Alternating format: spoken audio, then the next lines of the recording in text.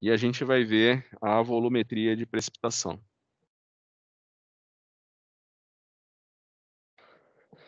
Então,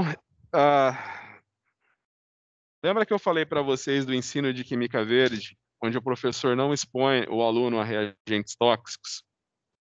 No passado, a gente tinha no nosso curso uma técnica que chamava o método de Moore. Como é que funciona o método de Moore? Você tem a bureta, e a volumetria de precipitação, ela consiste na precipitação de um analito na forma de um sal de prata insolúvel, né? Então, por exemplo, eu tenho fosfato. O fosfato reage com a prata para formar um precipitado insolúvel de fosfato de prata.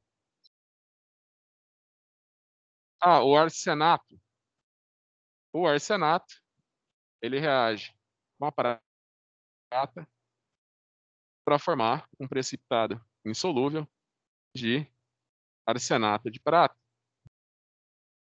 Quais outros sais insolúveis que a prata forma? Especialmente haletos. Então, por exemplo, o cloreto, ele reage com a prata para formar o cloreto de prata. O iodeto, ele reage com a prata para formar o iodeto de prata. Né? O bromo é mais raro, né? Mas o bromo também é um halogênio. O bromo é mais raro, mas acontece a mesma coisa. O bromo reage com a prata para formar o bromato de prata. Né? Então, geralmente, o pessoal usa a titulação de precipitação para determinar haletos, né? Mas diversos íons podem ser formados. A prata, por exemplo, ela reage com substâncias orgânicas, né? Também reagem com organos clorados. Então, por exemplo, eu posso determinar a concentração de um pesticida, do princípio ativo de um pesticida num preparado, né, para a agricultura, né? Aí que eu falei mais uma vez os princípios da química verde, né? Lá no passado tinha professor que titulava agrotóxico durante a aula. Sei lá, qual que é o sentido de eu expor vocês a um agrotóxico, né? Dá para determinar a percentagem de agrotóxico num produto agrícola, né? Mas aí vem a questão, tá? Mas para que vocês vão mexer com agrotóxico, com raticida? Por que vocês vão mexer com coisa tão tóxica, né? Vocês podem determinar o iodeto no xarope, né? E a gente usava esse método aqui, que é conhecido como método de Moore. Então, na bureta, você tinha nitrato de prata. Aqui você tinha o teu analito, podia ser qualquer um deles, né? A gente usava esse método de Moore para determinar a concentração de cloreto de sódio em soro fisiológico, né, naquelas bolsas de soro. E na água mesmo, dava para determinar o teor de cloreto de sódio na água de torneira. Né? Qual que é o princípio do método de Moore?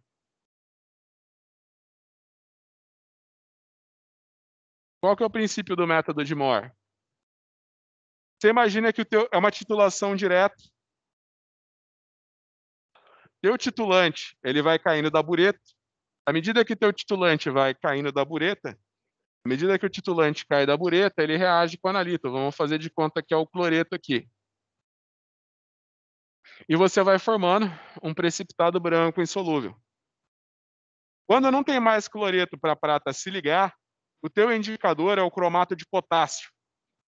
Nesse momento, então, que todo o cloreto foi precipitado como cloreto de prata, ele vai reagir com o cromato de potássio e vai formar o cromato de prata, que tem coloração vermelho tijolo. Então, quando eu vejo a coloração vermelho tijolo, eu digo que a minha solução chegou ao ponto final. Qual que é o problema do método de Moore? Você imagina, se o pH da solução estiver muito alcalino, a prata vai reagir com hidróxido de sódio para formar óxido de prata mais água. Então, por exemplo, se você tem uma solução de nitrato de prata, o nitrato de prata é totalmente incolor. Você tem ali um bekerzinho com nitrato de prata, solução totalmente incolor. Você joga hidróxido ali, na hora você vê a formação de um precipitado negro. Esse precipitado negro é bem fininho, né? São óxidos de prata. A solução fica pretinha por causa da formação desse precipitado, né? Então você imagina que essa titulação você não pode fazer em meio alcalino. No entanto, se você deixar essa solução muito ácida, o que vai acontecer? Se você deixar essa solução muito ácida, o cromato em meio ácido é convertido em dicromato.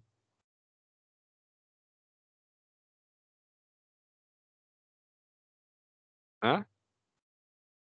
Ele é convertido em dicromato. Lembrem-se que todos os dicromatos são solúveis. Então, se a solução ficar ácida, você não vai ver o ponto final da titulação. E se a solução ficar alcalina, o teu titulante vai precipitar como óxido de prata. São duas desvantagens desse método. E qual que é a principal desvantagem desse método? Por que ele foi banido das aulas de química? O cromo 6 é extremamente tóxico. Então entra de novo naquela questão, né? Para que eu vou fazer o método de Moore com vocês e expor vocês a um reagente tóxico? Sem falar que eu faço, por exemplo, até é bom pensar, né? Agora, eu vou aposentar com 70 anos, né?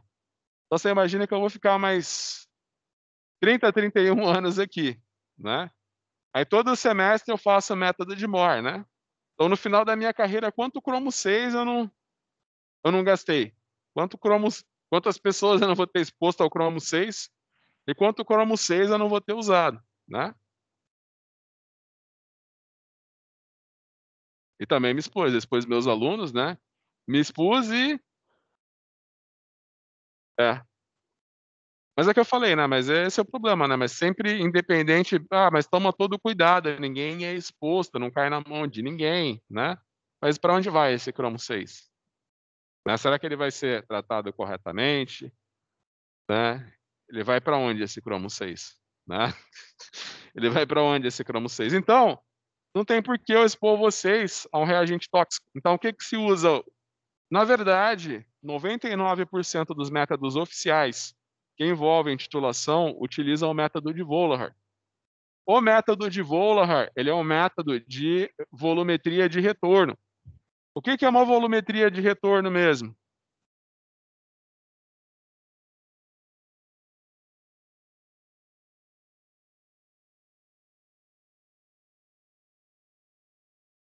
O que é uma volumetria de retorno? Exato. Então, eu tenho aqui meu analito. Eu tenho aqui o meu analito.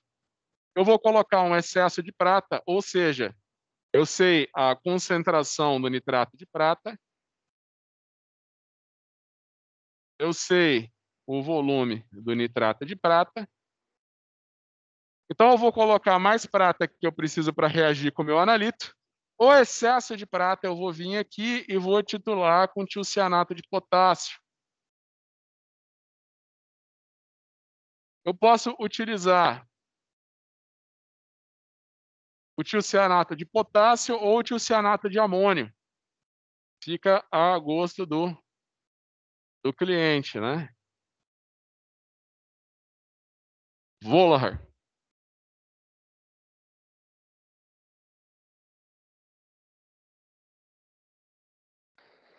Esse é o método de Vollard. Esse é o método de Moore.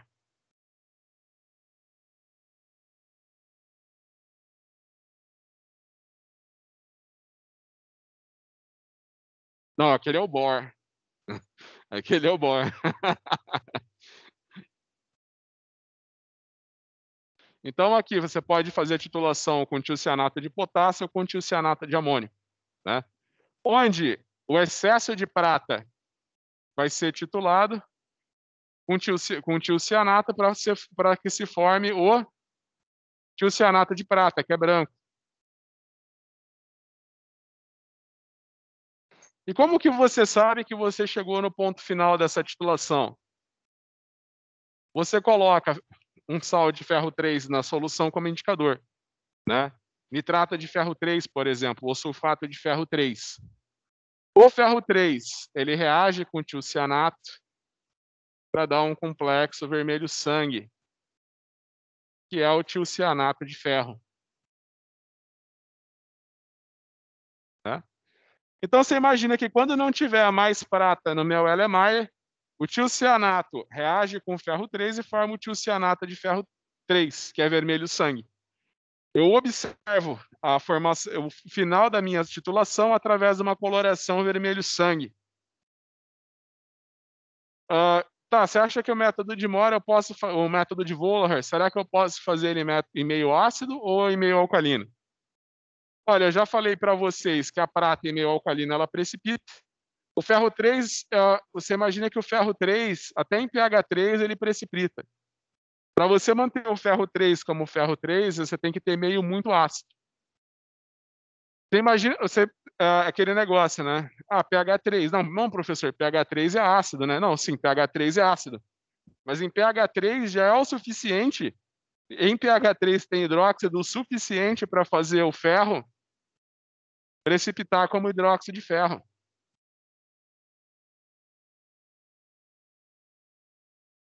Então você tem que deixar o pH perto de 1 você tem que acidificar a solução para fazer o método de Wohler. Tá? Aí fala que nada é melhor para ilustrar um problema do que você resolver. Então, essa questão 26 são dados de uma prática de ensino que a gente fez aqui na FURB.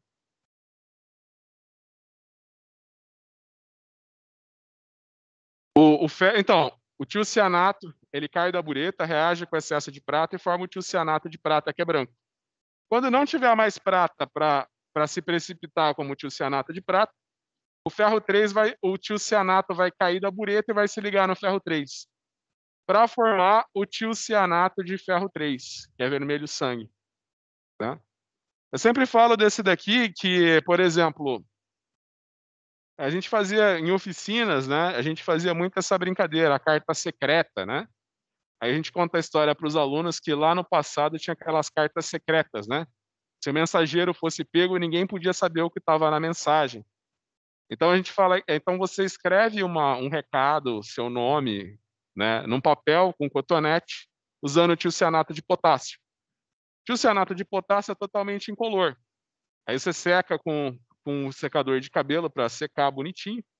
Uma vez que o tiocianato de potássio seca da folha, não aparece que tem nada escrito. Aí quando você pega um algodão que foi embebido numa solução de ferro 3 e passa lá na folha, onde você escreveu fica vermelho sangue. E dá para ver, né? Então a gente fala que é a brincadeira da carta secreta.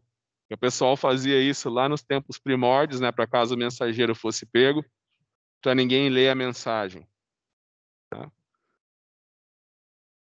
Então, esse é o princípio. Então, agora a gente vai fazer o exercício de número 26, que era uma das práticas que a gente fazia aqui.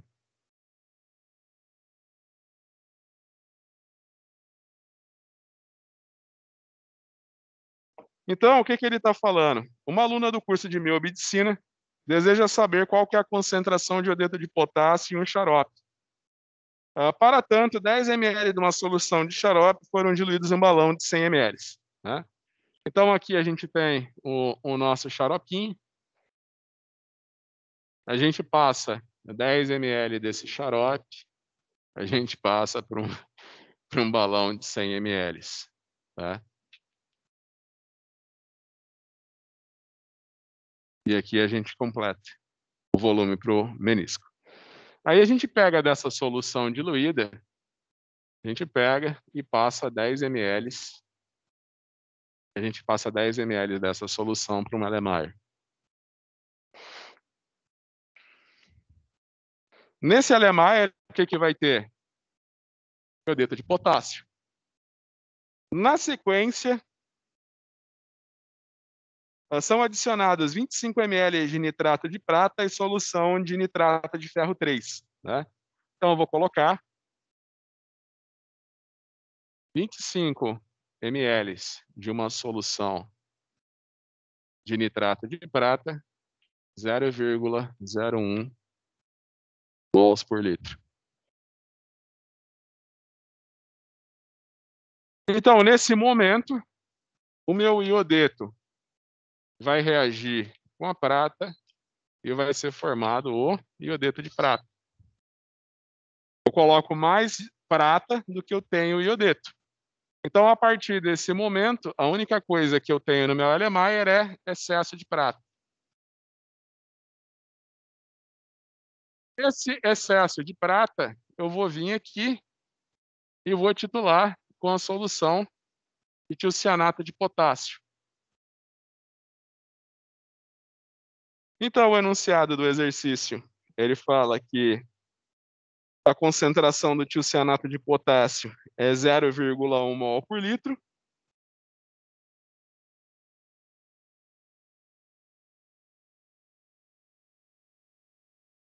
E o volume de tiocianato de potássio que foi gasto nessa titulação foi um volume de 10 ml. A pergunta é, qual que é a concentração em gramas por litro ou em porcentagem, né, que é gramas por 100 ml de iodeto de potássio no xarope?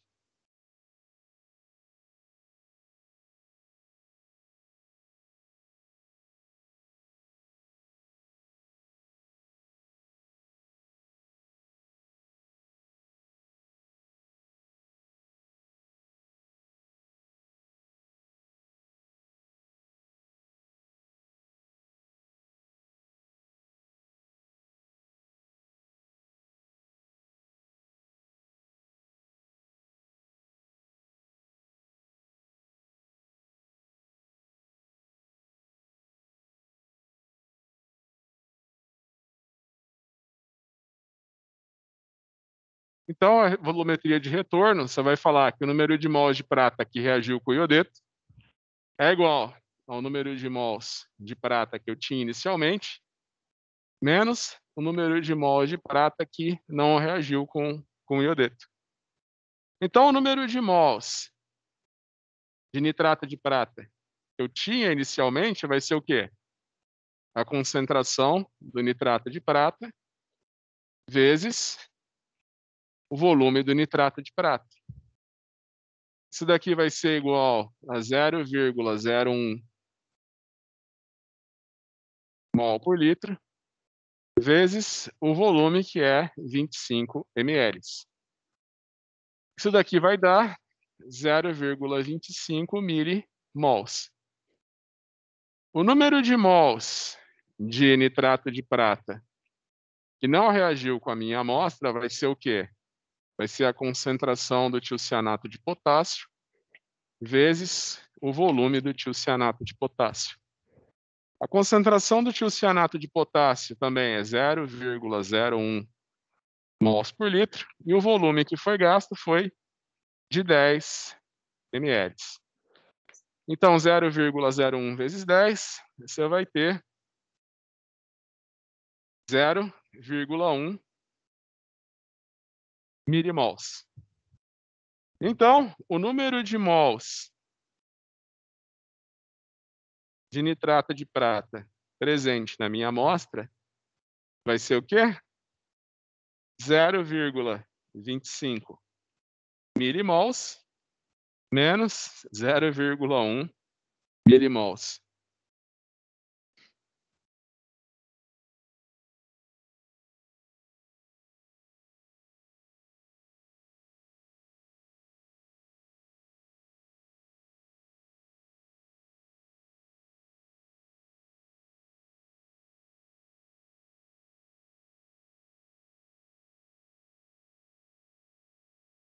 Então, qual que é o número de... Então, você imagina o seguinte, qual que é a concentração do iodeto de potássio na solução diluída? Né? Então, lembra que a gente tinha aqui o frasco, a gente passou 10 ml do xarope no balão de 100 ml. Então, você imagina que a concentração de iodeto de potássio nesse balão vai ser o número de mols que reagiu, número de mols de nitrato de prata que reagiu, dividido pelo volume final, pelo volume da solução, né? Que no caso foram esses 10 ml. Então, a concentração de iodeto de potássio no balão vai ser 0,15 milimol dividido por 10 ml. Corta o M do ml com o M do milimol. E aqui a gente tem, então, 0,015 mols por litro. Você imagina, então, que para eu determinar a concentração no xarope, basta eu multiplicar por 10, né? Então, você imagina que a concentração aqui no xaropinho vai ser a concentração do balão multiplicada por 10. 0,015 mols por litro vezes 10, né? E vai dar 0,15 mols por litro. Para eu passar essa concentração para gramas por litro, é só multiplicar pela fórmula molecular do iodeto de potássio, que é 166 gramas-mol. Então, a concentração em gramas por litro vai ser 0,15 mols por litro vezes 166 gramas-mol. Um quarta mol com mol fica grama por litro. Quanto que vai dar?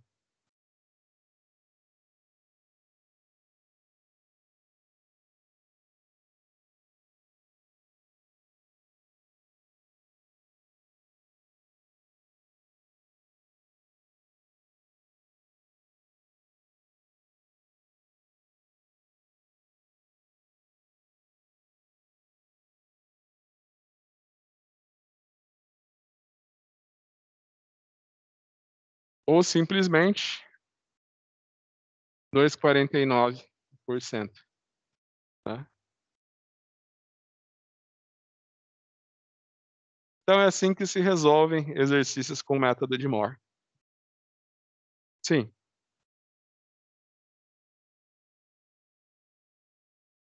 isso, isso, é o fator de diluição. Esse 10 aqui é o fator de diluição, né? Porque o xarope em si ele é muito concentrado. Na verdade, o xarope nem é tão concentrado assim, né? É que para eu usar uma solução de nitrato de prata mais diluída, nitrato de prata também ele é bem tóxico, né? Eu diluo o xarope, porque aí eu diluo o meu nitrato de prata também. Bom, perfeito. Então a gente vai pegar o exercício de número 27, que ele é do livro didático. O exercício de número 27, ele é do Skug.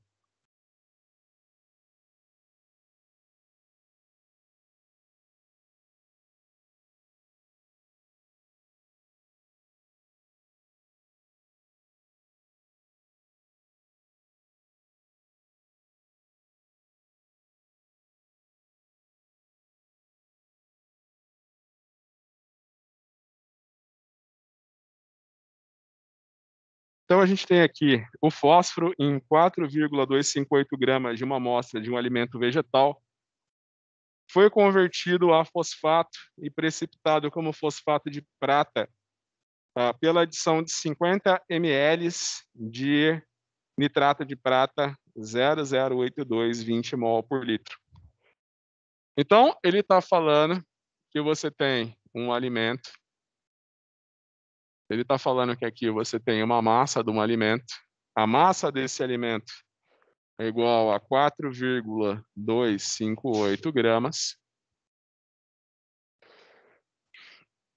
Eu vou reagir, eu vou converter esse alimento em fosfato, e o fosfato eu vou precipitar como fosfato de prata.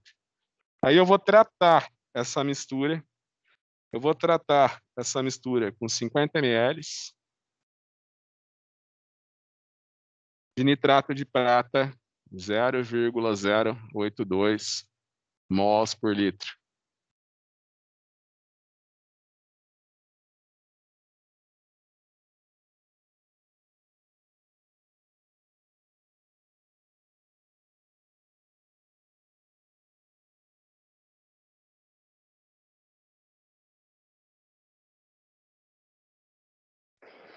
Então, nesse momento, todo o fosfato que tinha no alimento ele foi precipitado como fosfato de prata.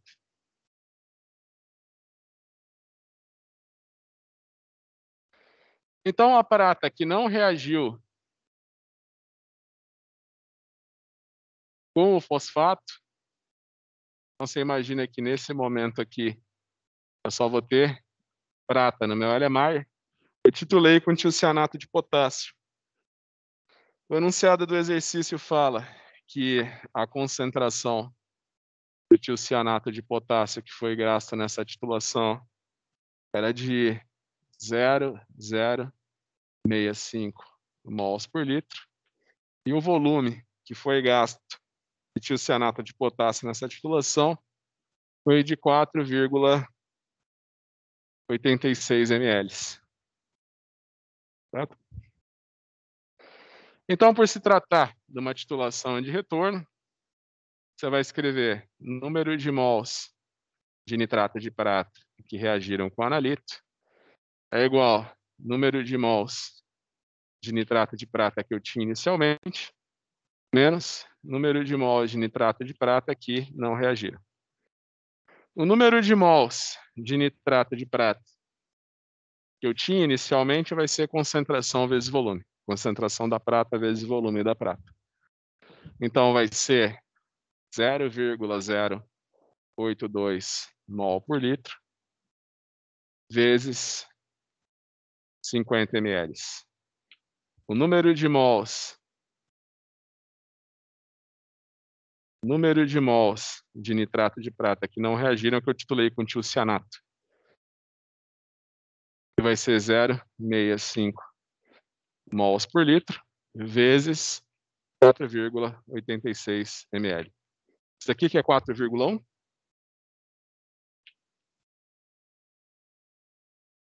E esse daqui?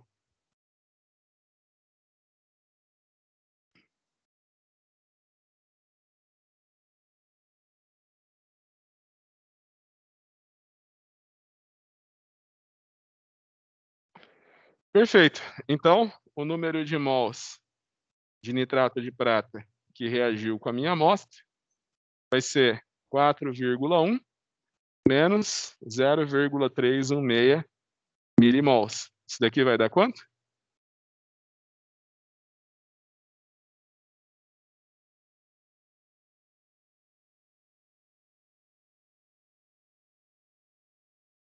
Perfeito. Então, esse aqui é o número de mols de prata que reagiu com o meu analito. Tá? Então, agora, a gente tem só que fazer um certo algebrismo, porque se você olhar para essa reação aqui, você vai ver que 3 pratas reagem com fosfato. Então, você vai dizer que o número de mols de prata, de nitrato de prata, que reagiu com o teu analito, é igual ao número de mols de fosfato. Só que, olha a estequiometria da reação, você vai ver que tem um 3 daqui. Então, o número de mols, então você vai colocar aqui que o número de mols de fosfato na tua amostra é igual ao número de mols de nitrato de prata que reagiu, dividido por 3. Daqui vai dar quanto?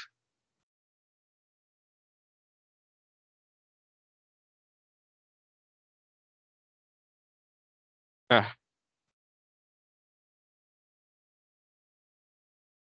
Então, esse daqui é o número de mols de fosfato que tem na amostra, né? Agora, se você for pensar, você tem aqui o fosfato, mas ele pediu para representar como... Ele pediu para representar...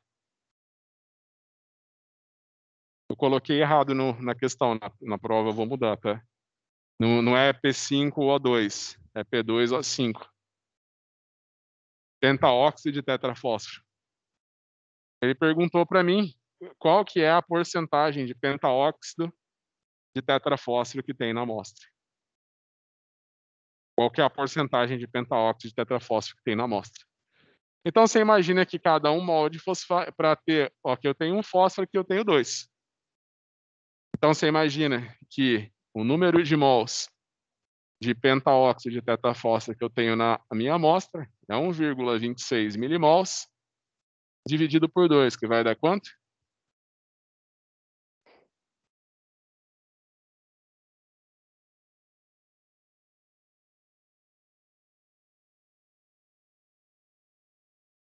Então, esse daqui é o número de mols de pentaóxido de fósforo que eu tenho na minha amostra. Agora eu tenho que transformar o número de mols em massa para determinar a porcentagem. Você sabe que número de mols é massa sobre massa molecular. Então, massa é igual ao número de mols vezes massa molecular. Então, a massa vai ser 0,63 milimols vezes a massa molecular. Então, se você for ver a tabela periódica do PubChem,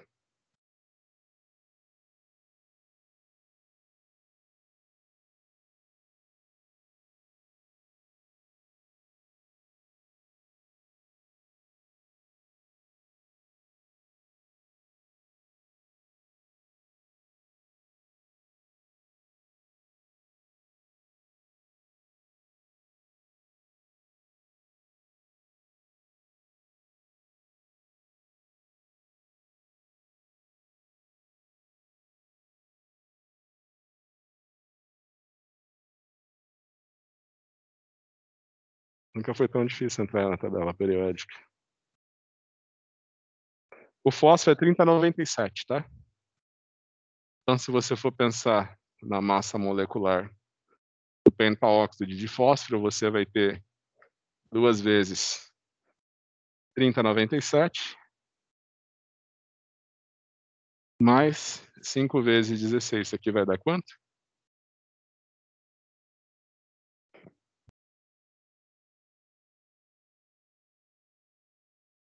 89,52 grama-mol. Então, aqui, você tem 0,63 milimols vezes 89,52 grama-mol. Quanto que vai dar a massa, então?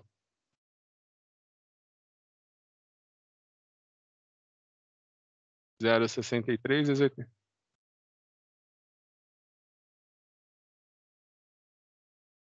Ah, não, aqui é a massa molecular, tá vendo? É,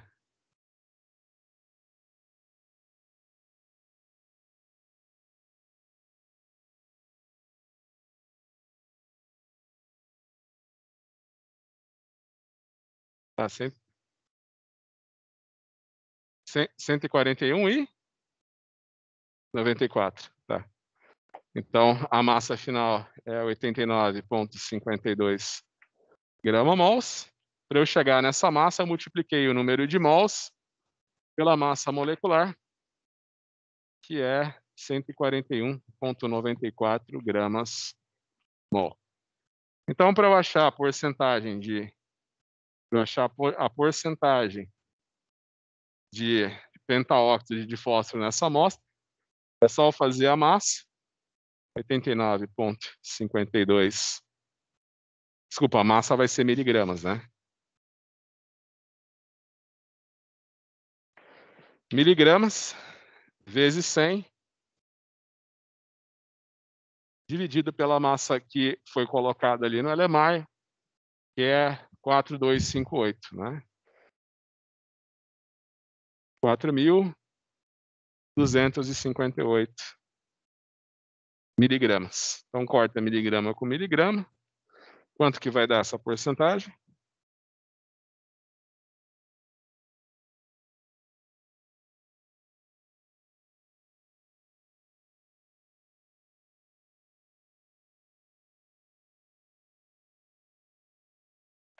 Então, 2,1%. Sim?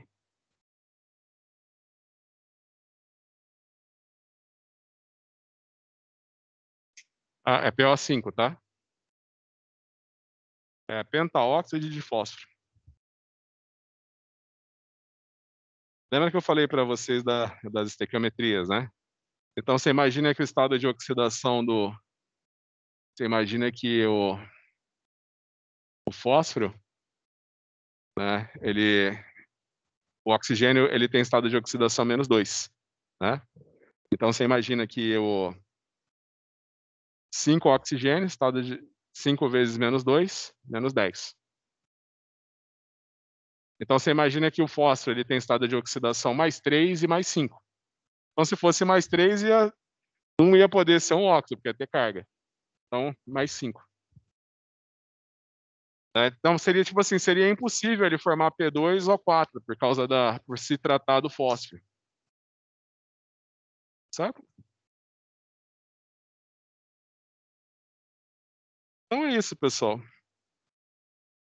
Então a gente chega ao final.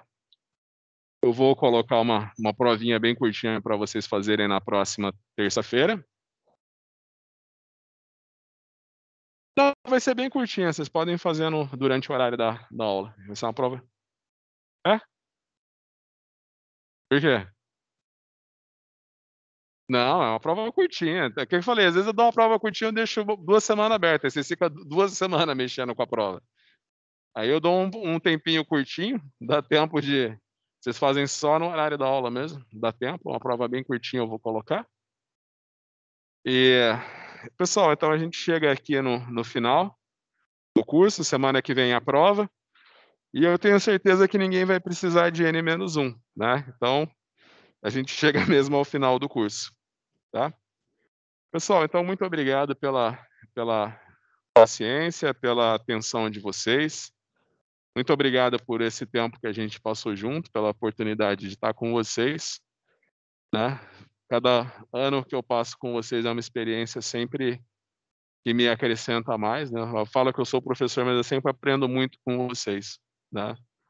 Então, pessoal, muito obrigado, muito sucesso para vocês e até uma próxima, tá. Tchau, tchau, pessoal. Até.